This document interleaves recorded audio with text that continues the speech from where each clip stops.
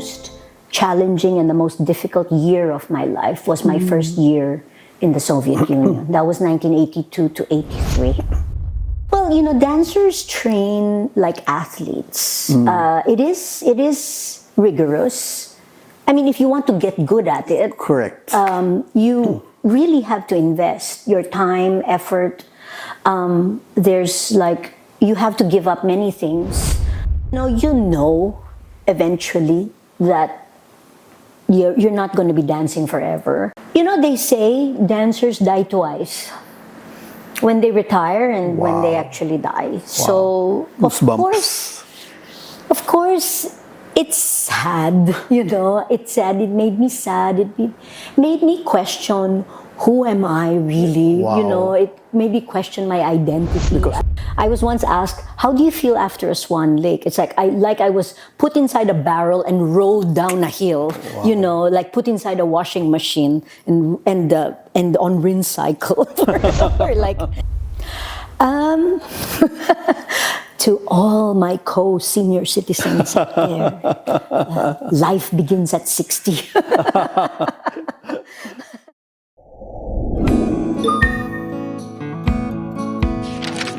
We are again here, Senior Moments with Louie Montalvo, and we are very much pleased to have with us as our guest someone who has traveled and performed in practically all the major venues and stages all over the world and has danced her way through the hearts of many of us and has gained prominence and brought Filipino pride in what she's doing.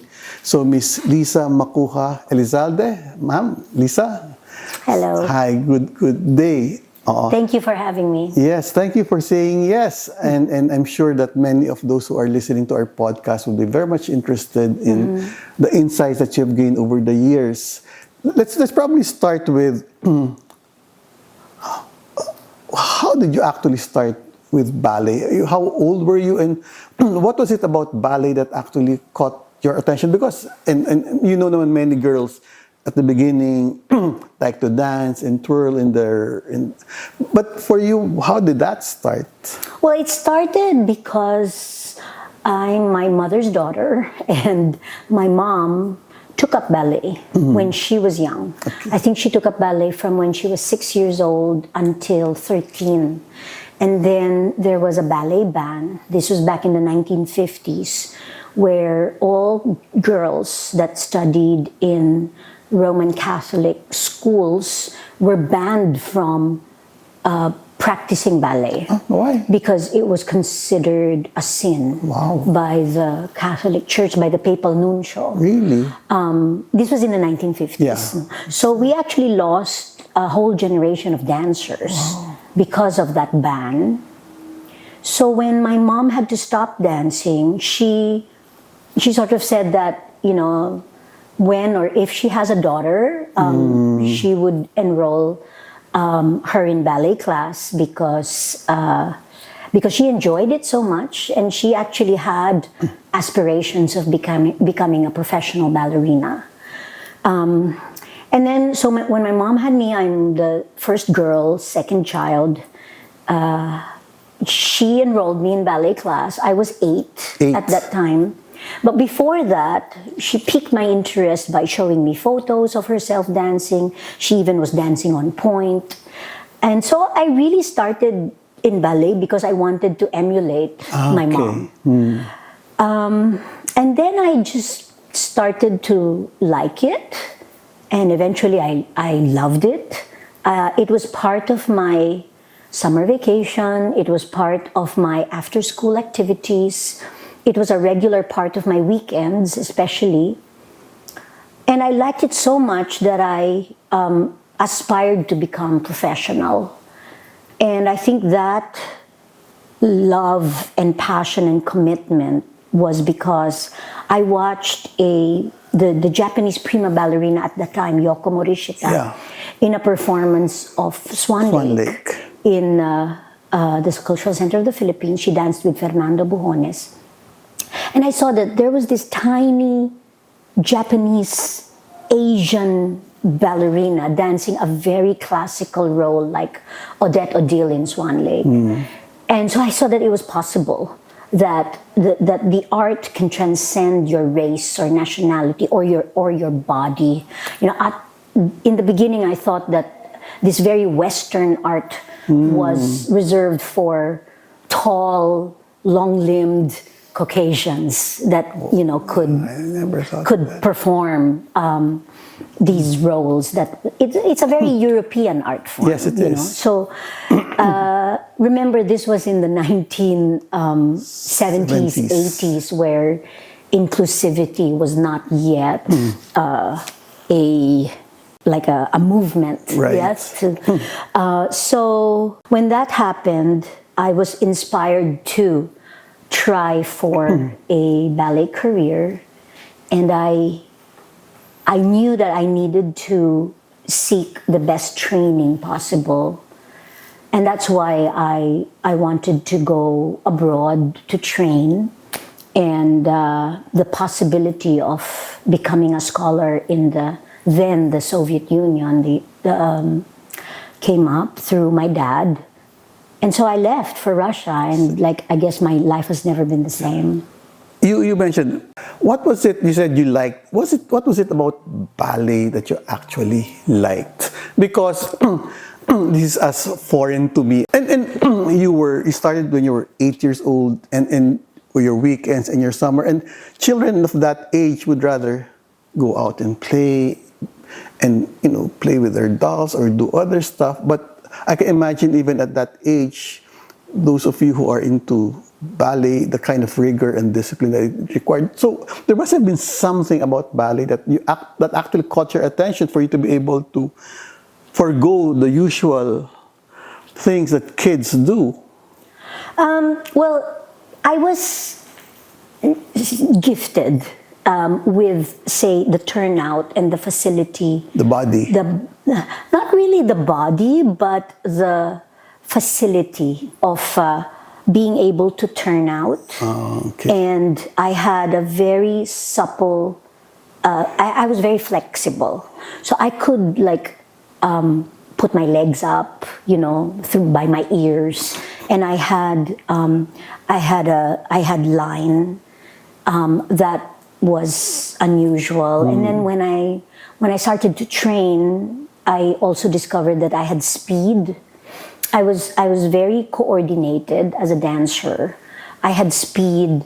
I was able to jump really high. I had this quality of lightness.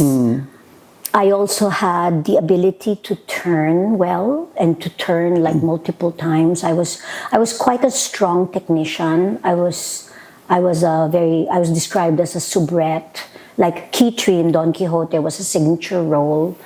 But what I liked about dancing really was, I guess the athleticism of the art form, because it basically compelled you to work your body, right. Physically work your body every day in a routine. I liked the routine. Okay. I liked the discipline that, I knew that when I woke up in the morning, I had this to do. I had to do class, then I had to rehearse, and then eventually that would lead to a performance where everything will come together. And it's this magical moment on stage where I am able to transform into a swan, or transform into a princess, or transform into an ordinary little girl, and be able to act as well, express and communicate with the audience without having to say a single word. It was all with just my body and my movement and the music and the whole spectacle of a ballet performance with the costumes, the lights, everything. It was magical on stage. I would really forget myself and forget everything and just live in the moment on stage. Do you remember the first time you performed on stage, and what was it like for you? I remember the first time that everything clicked and I was just so happy. And how old were you then? I was, I think, 13. Wow. And I did the Bluebird Pas de Deux in a recital for the Felicitas Radich School of Dance, which was based in the St. Teresa's College campus, and I was Princess Florine. I had a partner. I did that pas de deux, and it was a recital. It wasn't. It was a big deal for me, Of course. but it wasn't a big deal for everybody else. And I just remember going home that night and reliving the moments on stage and thinking, I'd like this to continue, for the rest of my life. I'd like to have these kinds of moments. Okay. And then after that, at what point did the kind of training you felt you needed brought you to a different level altogether, where you felt the need to move abroad and do that kind of training? Was that more of an opportunity, an invitation? Yes, definitely it was an opportunity, because at that time, dancers were leaving for training and even like better opportunities to join companies abroad.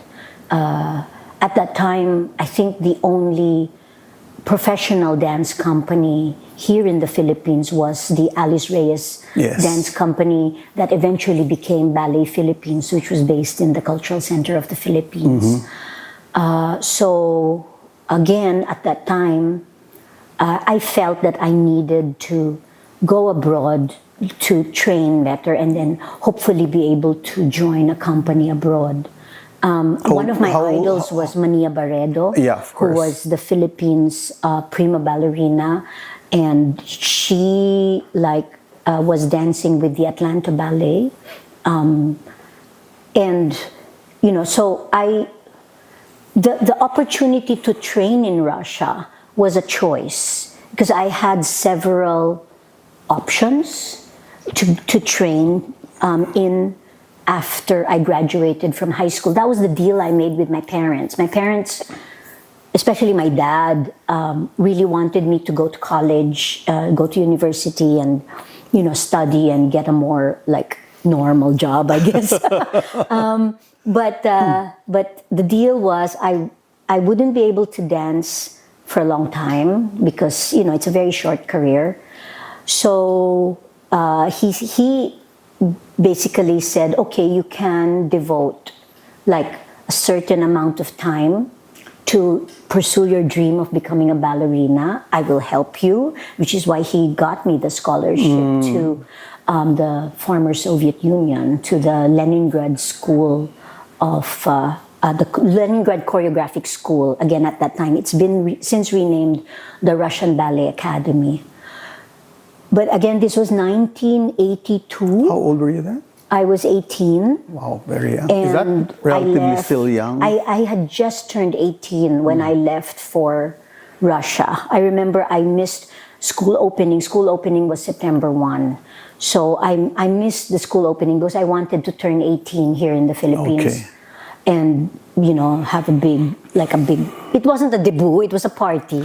but I wanted to turn 18 here. And then October 6 or October 5, I remember I left for Russia.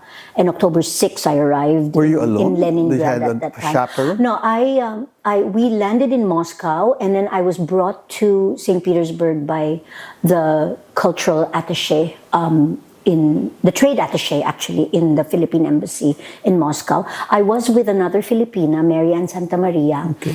and she was there. So we were two Filipinas who were going to the Leningrad Choreographic School to study. I was given a 2-year scholarship, and so I was put in the 7th class, because the 8th class is the graduating class. So the 7th class under Tatiana Udalenkova. And that was the beginning of my training. I sort of had to really start from almost scratch, because it was a different style, it was a different method, it was the Russian Vaganova method, that I had to relearn a lot of things and about the technique. I had to dance on a raked floor, on a wooden floor. It was just very, very different from what I was used to. Of course, it was a new language, a new culture. This was still communist Russia. So very new living conditions. It was quite cold. When I arrived, it was the first snowfall of the year. And of course, being far from family, friends, and again at that time there was no internet. There was no such thing as a video call, Right. Or email for that matter. It was snail mail. So it was. I still say that I think the most challenging and the most difficult year of my life was my first year in the Soviet Union. That was 1982 to 83. A couple of things. First is two Filipinas in the Soviet Union.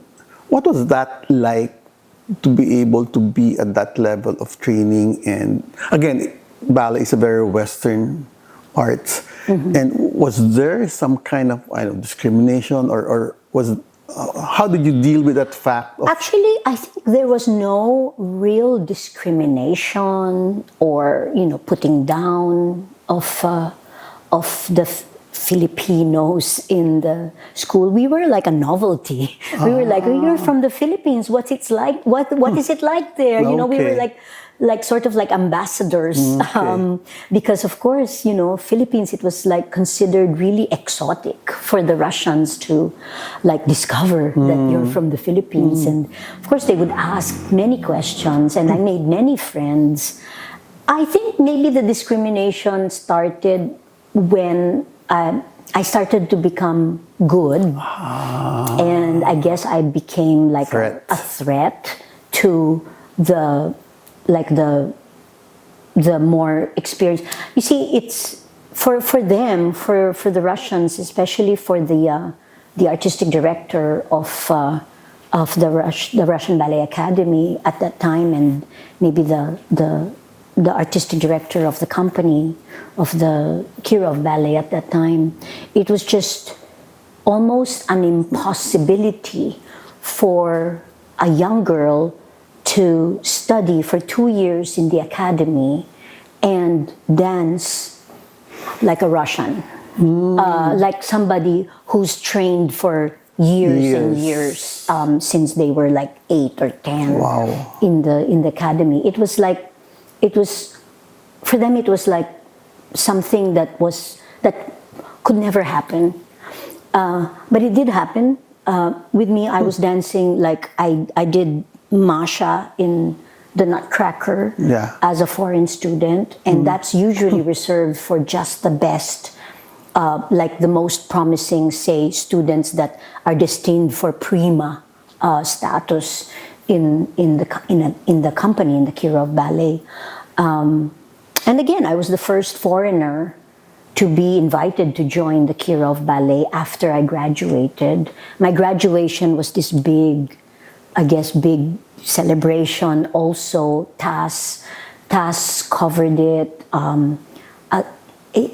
It was just so new for the audience to discover that there was a Filipina graduating with, say, the best roles in the graduating concert, Kitri in Don Quixote, Harlequinade, Columbine in the Harlequinade, Padida, Masha in Nutcracker. And then when they learned that I was joining the company... Were you the first one? I was the first. I was the first foreigner to join the company. So again, it was just I was a novelty. In fact, the registration, all of that, they didn't even know how to deal with me. How to give me my ID and how to pay me and all of that. So because after you graduated, you would have become a professional ballerina.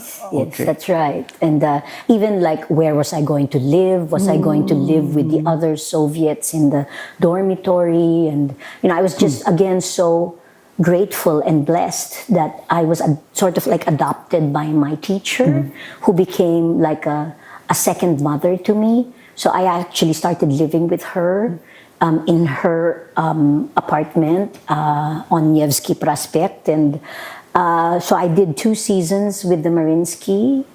I danced my first Don Quixote full-length ballet with them. I danced my first Giselle with them. Your first? Yeah.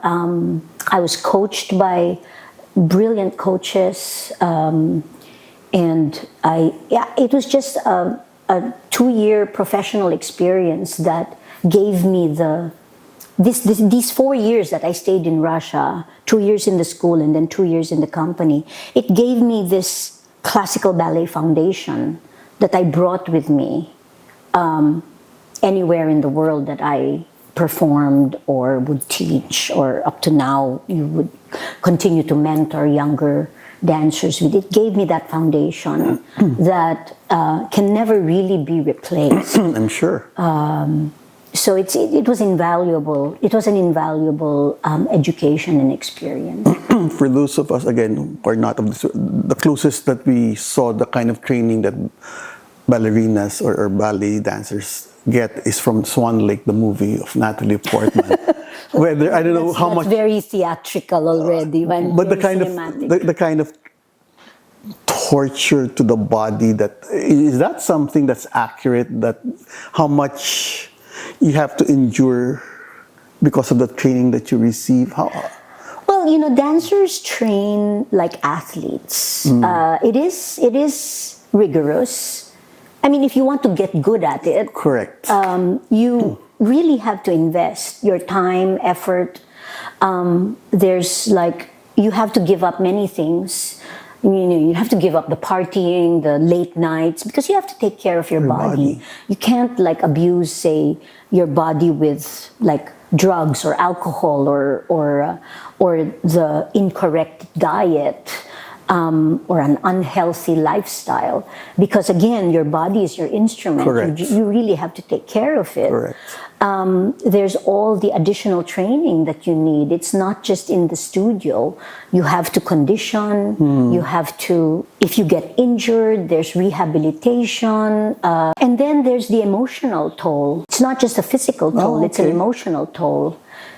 Because, yes, it can be painful, it can be uncomfortable when you push your body to the limits of doing something like, say, twirling on pointe.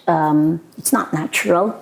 It's not natural to walk like a duck and extend your limbs in different angles and move in a certain way, move to the beats of the music, all because of muscle memory. And what muscle memory is a result of hours and hours of repetition, strengthening, practice, more over practice. And over again.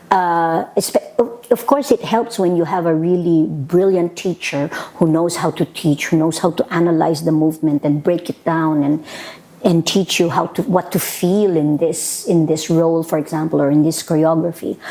But a lot of it is quite lonely. It's a process that's internal. You have to think about everything, remember choreography, practice it. Maybe you're dancing with a partner, maybe you're dancing by yourself, maybe you're dancing in a whole group. There's different demands. So yeah, it is quite hard, but maybe the Black Swan of Natalie Portman sort of made it a little bit too graphic. well, not too. Maybe it's too negative. Yeah. There's a lot of That's true. positive experiences that one gets, and it can be life-changing. And these dancers, after the training, after all the sacrifice, after all the hardship, they bring these life lessons with them to maybe other careers or to their normal lives. Correct. So it's a very short career. You usually retire by the time you're in your late 30s or early 40s. So after your 4 years in Kirov, your next career track? My next stop was a pit stop. I was invited to become a principal dancer with the Sadler's Wells Royal Ballet in London. But that couldn't happen because of my Philippine citizenship.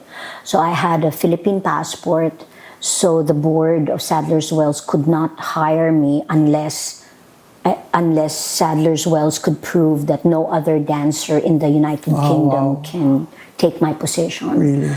So that fell through. I came home. I became the first CCP artist in residence of the Cultural Center of the Philippines. So at that time, I was dancing with Ballet Philippines. And then Philippine Ballet Theater was created. And so I started dancing with them. After my 2 years as CCP artist in residence, for 7 years, I was principal dancer with Philippine Ballet Theater exclusively.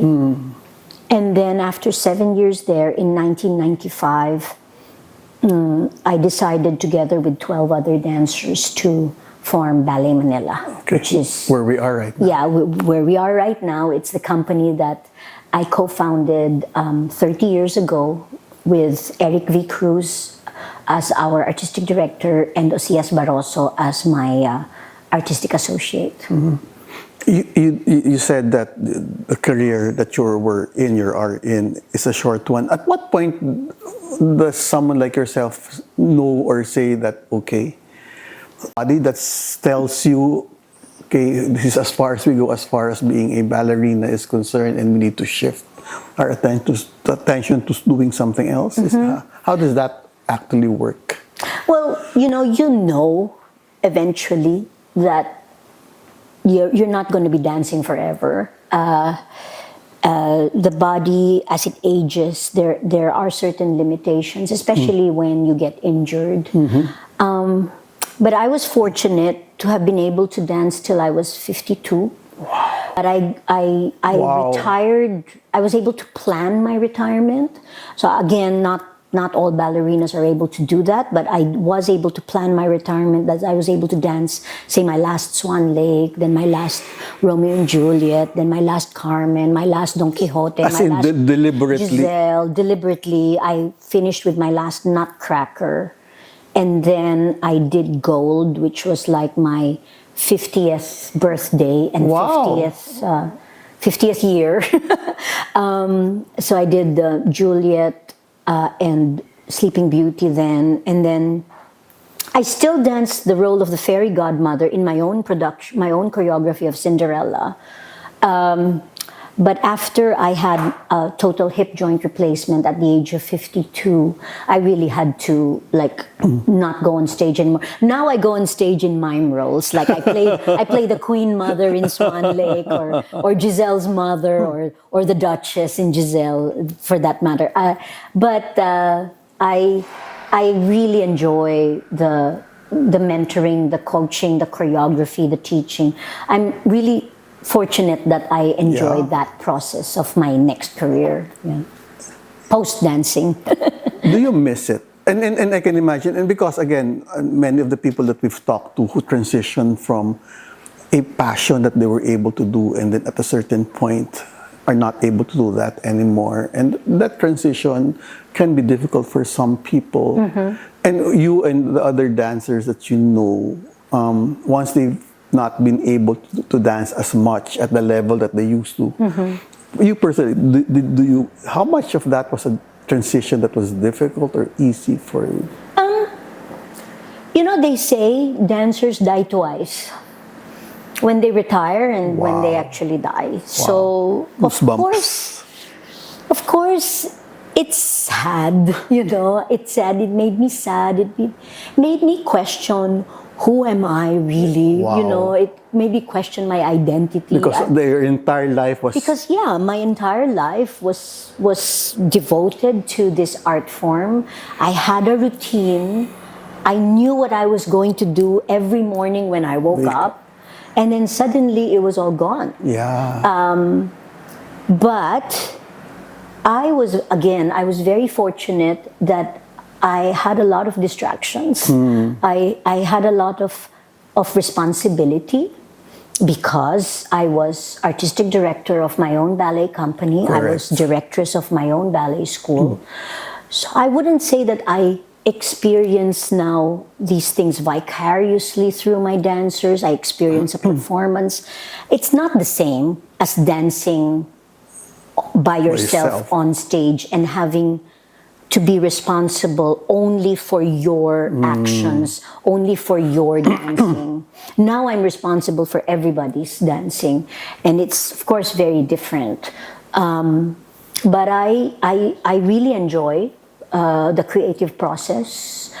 So I'm actually very fortunate that I have a life after my own dancing career that still keeps me very involved with the dancers, Right. with the art form, and it gives me happiness, and it gives me joy every time I watch my company perform or I watch my students perform. And I think it's harder now Really? as well, because as I said, I'm not just thinking about my own Correct. dancing, I'm Correct. thinking about everybody else's. Yeah. Yeah. When you started Ballet Manila way back, and did you even think that the platform or the entity that you created would eventually be a platform for you to continue what you had been doing, or was that because you seem to be a very deliberate person moving your career, or was this something that you started and just by serendipity or by chance this filled up the space that might have been opened up because you were not dancing anymore? When we started Ballet Manila, it was more of we wanted a company that was run by dancers for dancers. Okay. We wanted a company that really gave real value to the dancers' welfare, and to and give the what we felt dancers as artists deserved.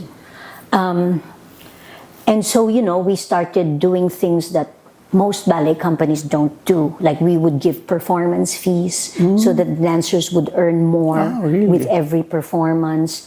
Instead of just a basic salary, we gave insurance, and we took care of our dancers, their health. We had rules, like for example, you can't travel and perform at the same time. Dancers have to have our proper equipment, pointe shoes, for example. When I was dancing with the other companies, I actually had to buy my own pointe shoes, and that's not cheap. So it was more of an act to create change with having Ballet Manila. I was really fortunate, again, that we were given so much, especially by our patron, who continues to be our patron. My husband, Fred, continues to be our patron, and he gave us so much. He gave us a platform, he gave us a venue, he gave us these studios, and so we've expanded. At this point, really, 30 years since we established the company, Ballet Manila is really a legacy. Yeah. And it is hopefully, fingers crossed, it's going to outlive me, as a company and as an institution, and all the ballets that we have in our repertoire are going to continue to be performed long after I'm gone. And it brought the Russian Vaganova method as a training platform for the school and the company. It gave us an edge classical ballet-wise. We have that. We have, in our repertoire, we have the great classics like Swan Lake, Don Quixote, Giselle, Sleeping Beauty, all of these great classics, Le Corsaire, that we perform regularly. It's given me and other choreographers a vehicle to be able to create. Right. So we have our original Filipino ballets, our original productions like Ibong Adarna, Florante at Laura, Tatlong Kwento ni Lola Basyang, Tatlo Pang Kwento ni Lola Basyang. All of these different, we go from performance to performance. And so with every performance, we just want to make ballet a part of the Filipino culture as well, and make it a part of the cultural landscape of the Philippines. What is it about teaching, coaching, mentoring ballet dancers, especially young girls and boys? What is it about that that gives you joy or pleasure? What makes you like doing that? I think it's more of ballet is for the young. Let's put it this way. It's really for little girls and boys who have aspirations to fly, soar, turn, become Aurora, become Giselle, become Prince Desiree, become all of these different characters and move to music and express themselves. It's a very athletic art form. And I just feel really happy when I see the process and I see it click inside. You see these girls and boys train from when they're very young and they can't even straighten their knees, and then suddenly they're soaring and leaping and dancing roles that you've danced so many times before, and you're teaching these to them. I think the joy that I get is, I'm feeling all of these emotions that I used to feel when I was dancing, and I'm seeing it reflected in their faces and in their successes, in their joy on stage. But you see the different side as well. You see the pain, you see the sacrifice they have to make, you see the sweat, you feel the tension, you feel the muscles shaking when they have to hold the pose, and you also feel you can relate to that as well. There's that empathy that you have for these young people. But I always tell these young kids that you have to want it for yourself. Not, if you want to dance, if you're passionate about performing, then all of this, you're gonna forget that it's like painful. You're gonna forget that you had to sacrifice so much. You're gonna only remember the joyful occasions when you were on stage, everything clicked, the audience shouted bravo, and you nailed every single step, and it just gave you that beautiful memory that you're going to now be able to tell your grandchildren, your children and your grandchildren about in the future.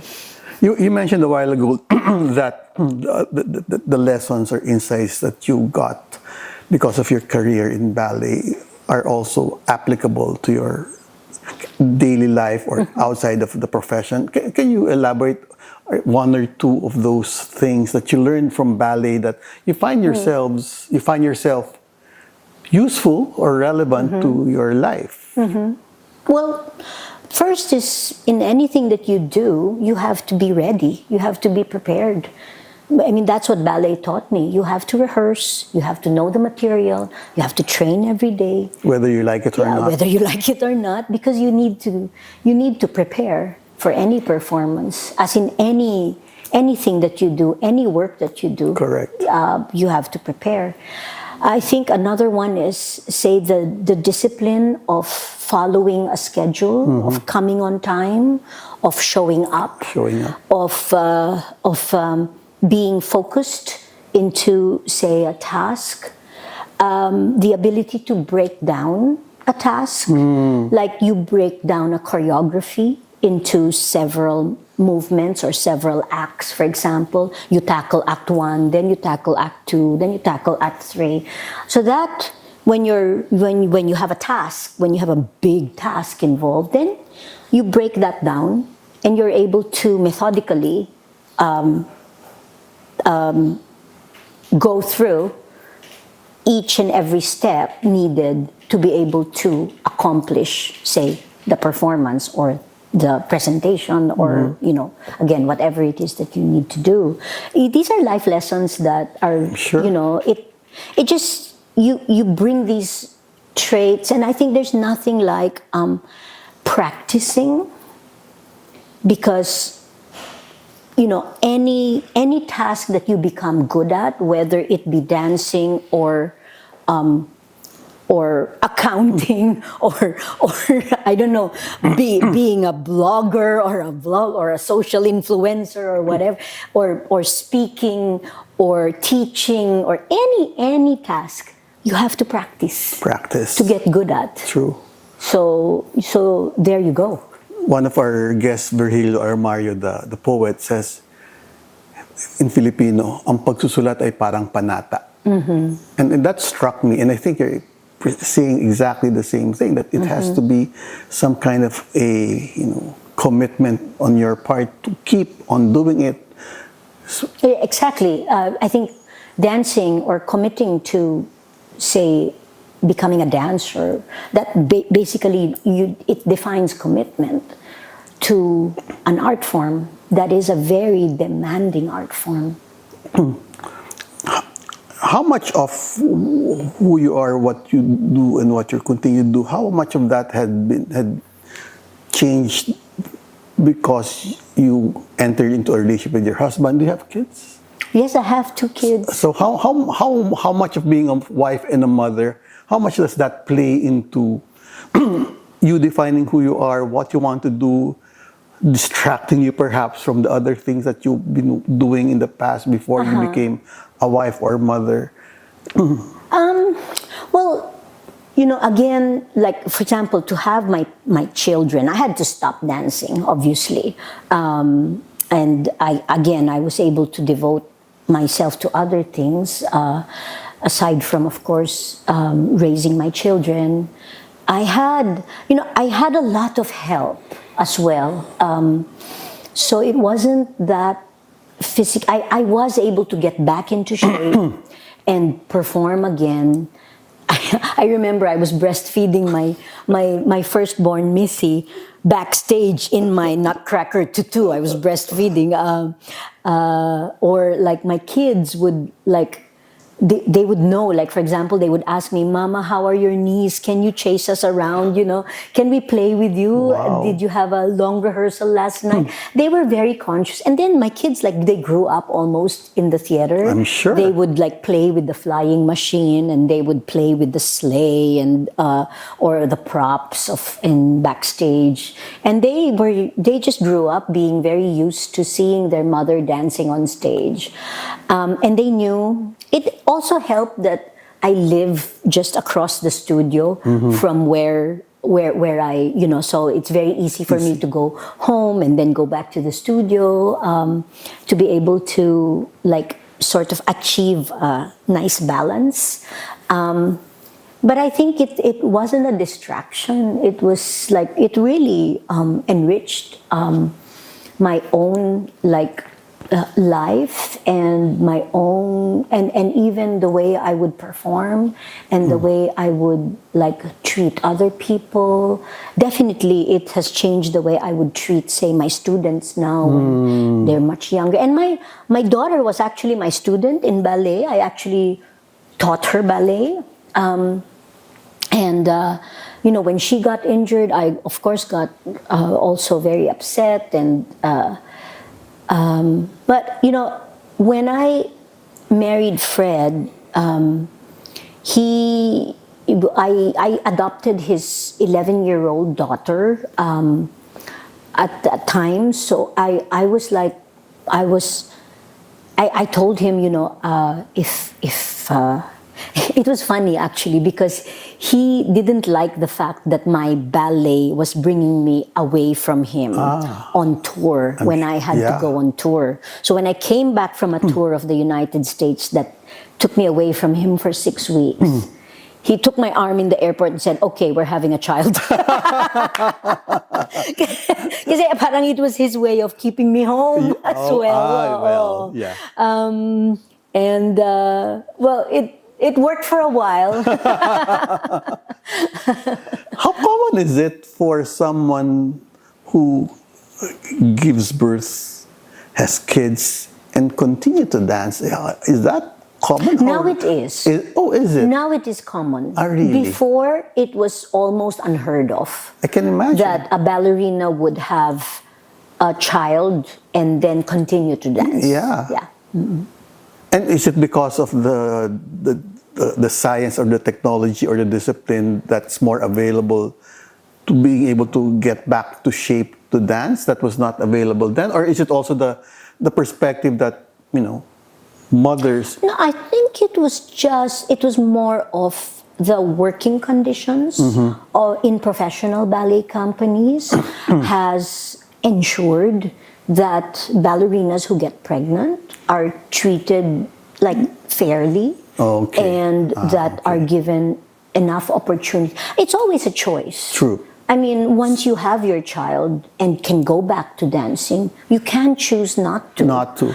Because it is hard to get back into your original form. And again, it's like a sport. It's being an athlete on stage. So the difference being, as a dancer, you're not supposed to show the effort of what you're doing on stage. It's supposed to look easy. Yes. And athletes can make it look hard. They can grunt and groan and, hit that tennis ball as hard as they can. And, the grunts, I mean, but here it's an art form. So, and with a certain aesthetic.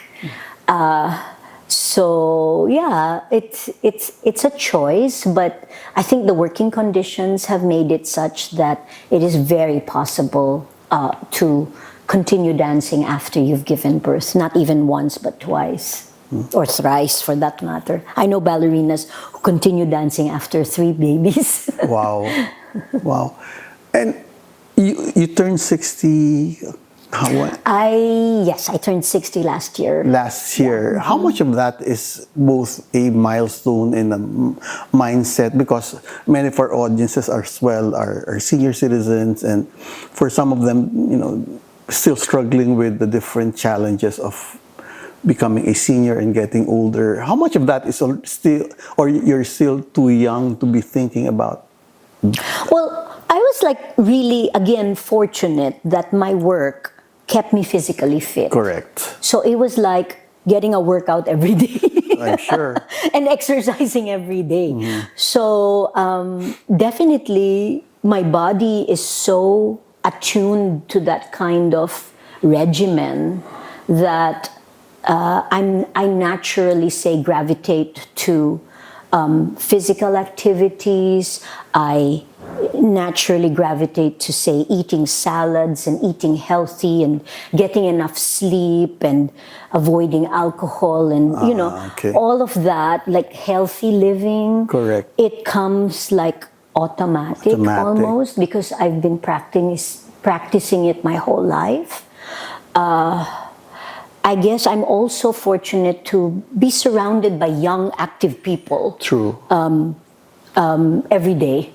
When I teach class, when I coach, I am also in a profession which takes me traveling all over for judging, for workshops, for, again, not just for touring as an artistic director when my company performs in different countries, but so the traveling, the active lifestyle, the healthy lifestyle, it's all made me feel so much better about turning 60. Correct. I mean, again, it's just a number. It's just a number. It's what I guess, every day is a blessing. And every day you wake up and there's something to do and something to keep you occupied, and you can help others. You can help others achieve their dreams. And for me, that's what life is about now. I mean, I'm Fred and I are empty nesters. Our children live abroad. We have a big family that is Ballet Manila and the Lisa Macuja School of Ballet, and of course Fred has his companies and his businesses, and we again, it's every day is just an opportunity to live and continue to help others and continue to stay focused, stay happy, and stay grounded as well. Yeah. And I think there were many things that you mentioned that even if they were in other profession. My paradigm, my dad retired at 60, and for the next 20 years practically just did very little. But I think, again, many people that we were talking to in this particular podcast shows that that paradigm of retirement has been broken, and many things: stay fit, stay healthy, be active, have a sense of purpose in your life, even as you have turned 60 and above, are very, very important things to be able to continue having a purposive life. And it just so happened, again, as you were saying, that the kind of discipline that you had for all of your life is also the kind of discipline and mindset that you carry with you as you turn 60, and being able to say, yes, 60 is just a number, because it will continue to serve you well. Yeah, well, the thing is, when you say you turn 60, you retire, you do very little. Define doing very little. Because you might be doing what you always wanted to do. You might be doing like a lot of reading. Staying at home and just reading every book that's in your book list that you wanted to read. Something that you had not been able to do. Something that you had not been able to do because you were working and Correct. You had to put food on the table, pay the rent, all of that. But I'm very, very, again, fortunate that I'm doing something that I love to do. And I continue to do it. Even when I'm not dancing myself, but I'm teaching dance, I'm moving, I'm creating, I'm choreographing, I'm directing, I'm mentoring. All of that, I'm judging. All of that it makes me feel still very involved in the world of dance. And again, it's something that I'm just passionately in love with. So I, again, feel that I'm not like doing very little. I'm still very, very busy and active. And it doesn't have to be, again, with just dancing, it can be with anything else. But, it's always a choice. It's always a choice to say retire and completely like just close yourself off from the whole world that you lived in before. And there's nothing wrong with that as There's well. nothing wrong with that at all, yeah. But, I love, for example, to just go and watch performances. Now I can like enjoy performances. Before I didn't enjoy performances because I was always Analyzing. I was always analyzing. I was always seeing what was wrong. Yeah, this didn't. Oh, this wasn't with the music. Oh, this one. Oh, I could see that this dancer was simplifying it. Oh, now I'm like more like okay. At peace with the world. And so I can actually truly enjoy the art form even more. Wow. Yeah, because I'm like retired from my own dancing, and I don't feel, say, that exhaustion, that physical exhaustion. I don't feel. I was once asked, "How do you feel after a Swan Lake?" It's like I was put inside a barrel and rolled down a hill. Wow. Like put inside a washing machine and on rinse cycle for like 30 minutes. So now I don't feel that anymore. Now I wake up, I don't feel the discomfort, say the aching muscles or the pain. Right. Of course, I've had a hip joint replacement. Of course, I have these aches and pains of an aging body that, yes, maybe I have abused that body. So there's been operations. I have the scars, for example.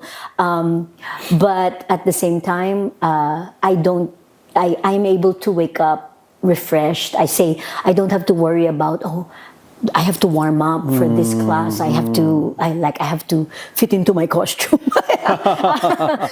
So yeah, it's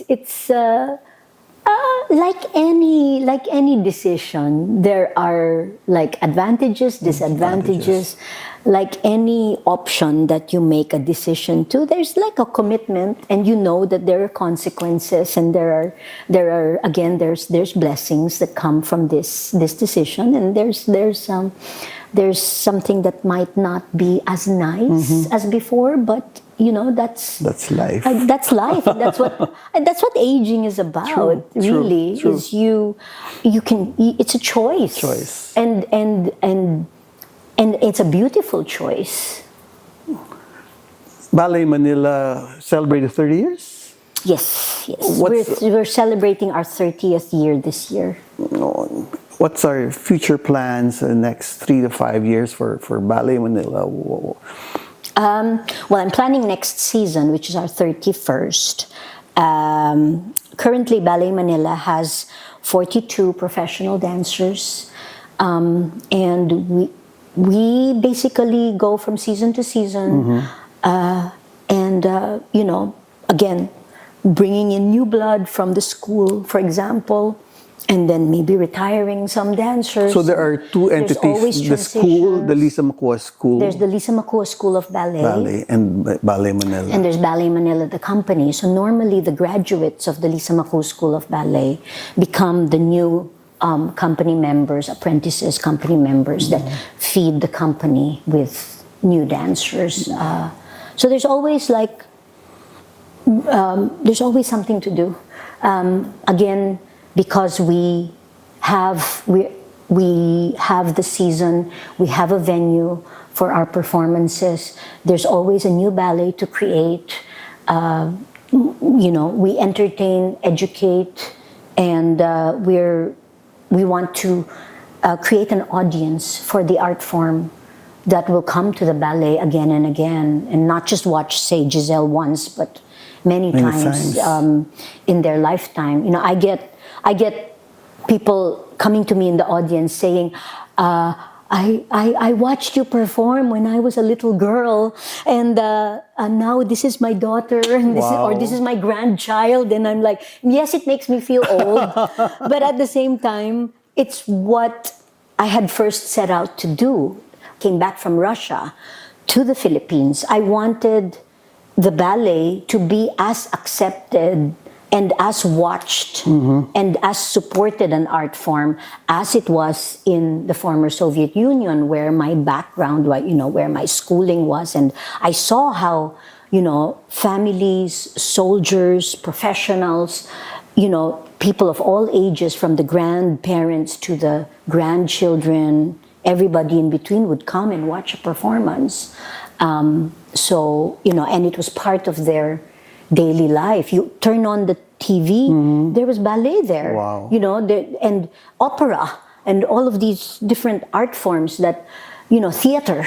And it really enriched the lives of people who would come to these performances and enjoy the art performances. So again, I just wanted to recreate that, and you're doing which is that. why I was christened with the moniker ballerina of the people, and bringing ballet to the people and more people to the ballet. And the company is still holding strong to that mission and vision, and we do that one excellent performance at a time, really, to convert every single person in the audience into a ballet-man.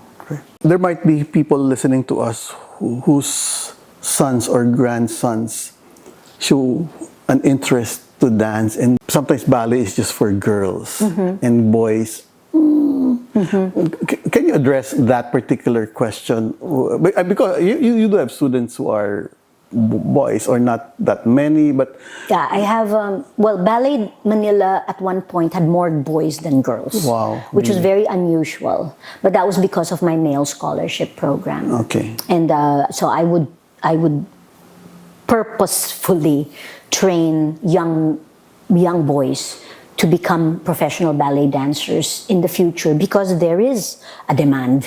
There is a lack of male dancers. Because you cannot do the ballet if there are no... Well, it's because naturally little girls gravitate to, Mama, please enroll me in ballet school. Or parents naturally will enroll their daughters in ballet school, but not their sons. Their sons, they'd put in karate, basketball, football, sports, which is fine. It's perfectly fine. But again, ballet dancing, it's a calling, but it's also, you need to start training when you're young, because it's a very short career, which is why I established Project Ballet Futures, and we do give scholarships to especially young boys who want to start training in ballet. Not all of them, not all of our scholars become professional dancers, but a good amount do, and it's wonderful that we're actually able to export these male dancers and even female dancers abroad, other companies, and to other companies, say other local companies, and these ballet dancers can have professional jobs and professional careers in Ballet Manila. So it is a career for both men and women. Okay. Because who is Odette without Prince Siegfried? True. You know, who is Kitri without her Basilio? So I would say, if any of, to all the mothers out there, or to all the young boys out there who have an inclination, or who sort of want to be able to move and become a classical ballet dancer, to commit to the training as early as possible. Okay. Because again, it's a very it's an art for the young. Not think of ballet as something for only girls to do, because definitely it is also for boys to do.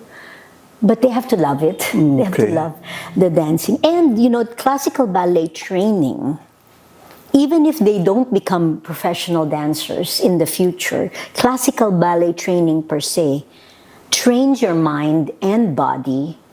It, again, life lessons that you can take from classical ballet training. And it is the most used platform for training for any other form of dance as well. Okay. So if you want to become a good contemporary dancer, classical ballet, you start training. Hip-hop dancing, you start again with classical ballet. Folk dancing, they have classical ballet. Even basketball players and Hollywood actors and actresses have trained in classical ballet, because it is the strictest form of dance. And it is the most methodological, is that the word, of form, because it follows a structure. And so it's the most effective form of training as well. Okay. You've mentioned this many times, but I think part of the question that we often ask our guests is legacy. And you've intimated that during the minutes that we've been talking.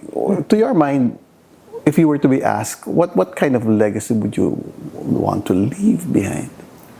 Well, I think the legacy of the proper structure and method of training ballet dancers in the Russian Vaganova method, which I learned in Russia and I brought here. And now my former students are now teachers themselves. And so they're teaching in that same method. And so that I want to really leave behind, because it is in the training that you create the future dancers.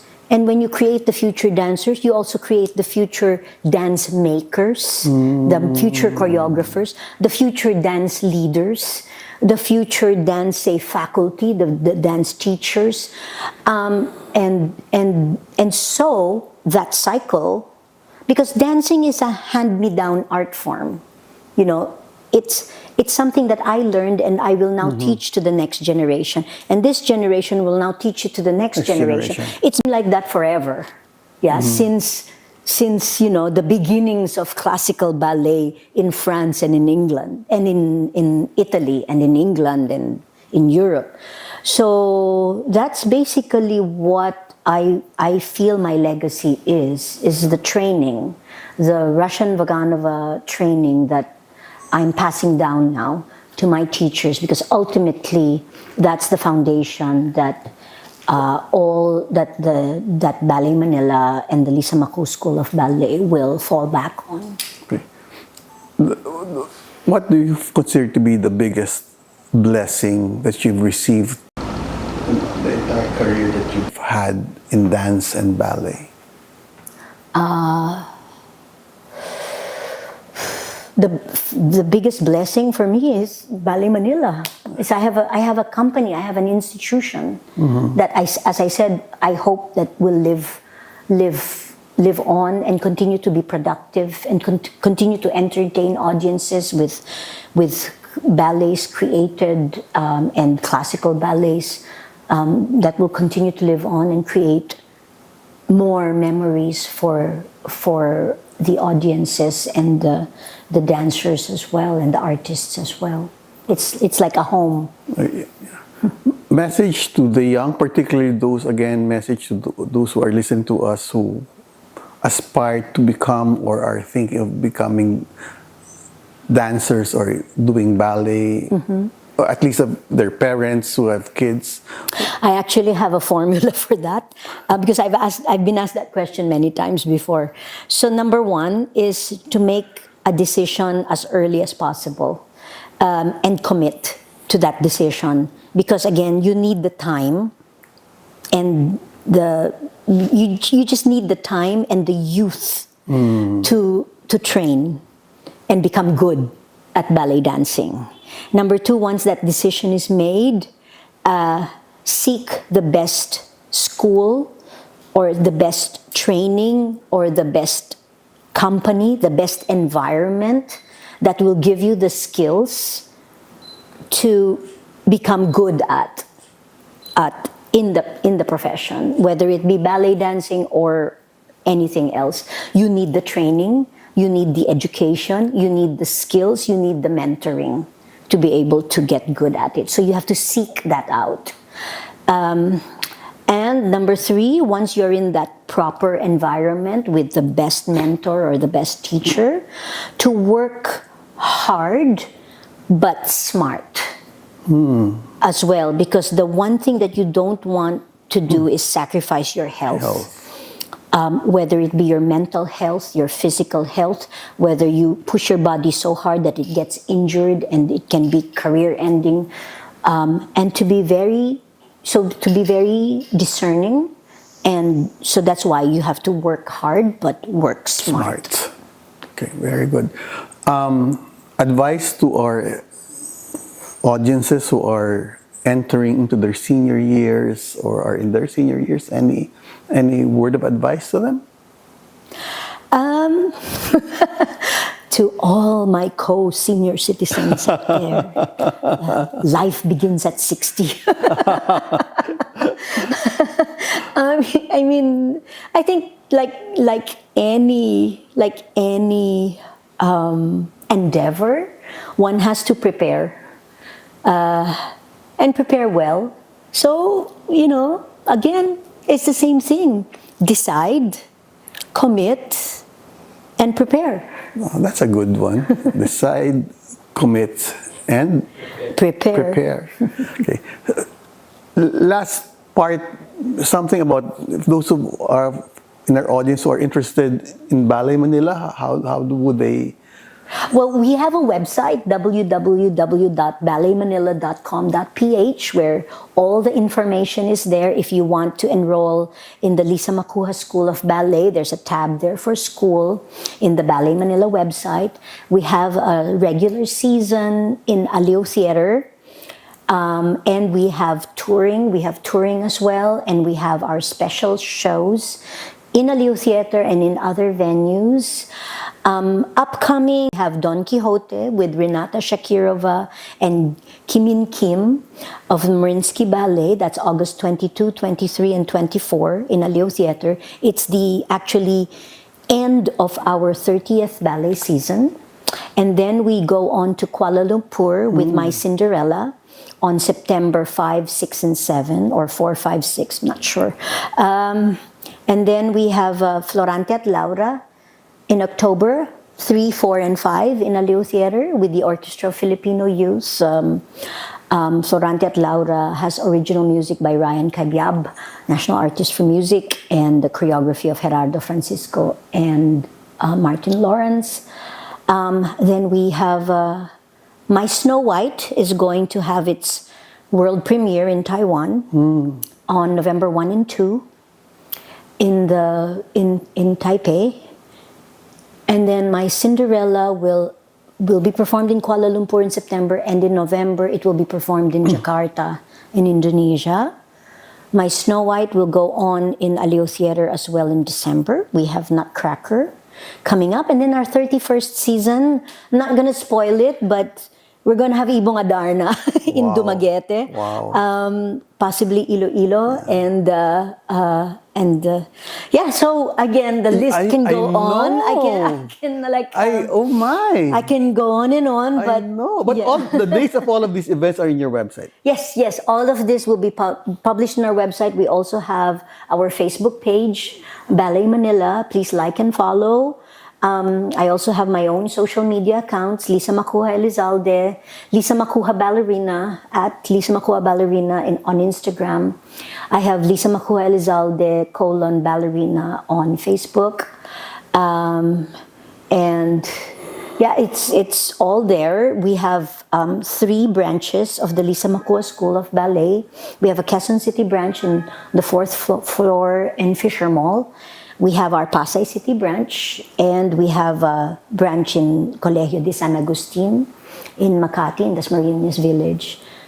So No, we'll see if we can publish that when we air your episode. So thank you very much, Lisa. It's been very heartening to talk to you, and like many people, you're just up there on stage, and we can just admire you. But to be able to talk to you up close and personal has been such a pleasure. Thank you very much. Thank you for having me. Yeah. One insight I've gotten from our conversation with Lisa, which seemed to be a pattern when we talk to people like her, is that the joy and the passion for what they're doing just comes out of their pores. And you could feel it when you talk to them. But couple that with discipline. It cannot simply be inspiration. The perspiration should equally be as important. I think that's true for ballet, for writing, for anything that we do. And I think that's also true for as we grow older, that we both need the inspiration and the perspiration to be able to do what we do. So we hope that this is something, again, that we'll find useful as we all dive into the mysteries of the later years. Thank you very much, and till the next episode.